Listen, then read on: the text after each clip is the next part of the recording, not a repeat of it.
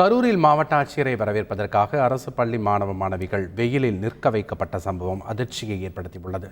கரூர் மாவட்டம் தாந்தோன்றி மலைப்பட்டி ஊராட்சி ஒன்றிய துவக்கப் பள்ளியில் நடைபெற்ற நிகழ்ச்சியில் அம்மாவட்ட ஆட்சியர் பங்கேற்றார். நிகழ்ச்சியில் பங்கேற்க வந்த அவரை வரவேற்க பள்ளி மாணவ மாணவிகள் அரை மணி நேரம் கொளுத்தும் வெயிலில் நிற்க வைக்கப்பட்டனர்.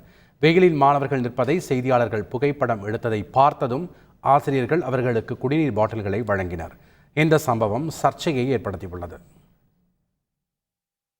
சென்னை பல்கலைக்கழக சமூகவியல் துறை சார்பில் காலநிலை மாற்றத்தால் சமூகத்தில் ஏற்பட்டுள்ள தாக்கம் குறித்த சர்வதேச கருத்தரங்கம் பல்கலைக்கழக வளாகத்தில் நடைபெற்றது. இந்த கருத்தரங்கில் பசுமை தாயகம் அமைப்பின் தலைவரும் சென்னை பல்கலைக்கழக சமூகவியல் முன்னாள் மாணவர் சங்க தலைவருமான டாக்டர் சௌமியா அன்புமணி சிறப்பு விருந்தினராக பங்கேற்றார்.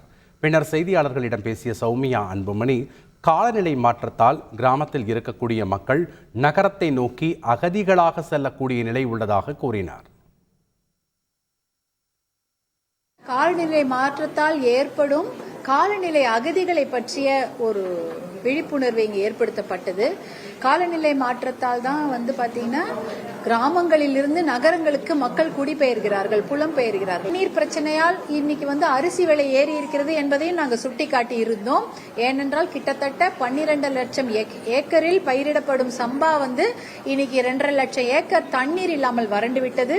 அதே போல 5.5 லட்சம் ஏக்கரில் பயிரிடப்படும் குறுவை சாகுபடியானது இப்ப 2 ஏக்கர் தண்ணீர் இல்லாமல் கருகிவிட்டதால் நமக்கு அரிசி வரவில்லை. அரிசி வராததால் நம்ம இன்னைக்கு 1 கிலோ அரிசியை 12 ரூபாய் அதிகமாக கொடுத்து வாங்கி கொண்டிருக்கிறோம்.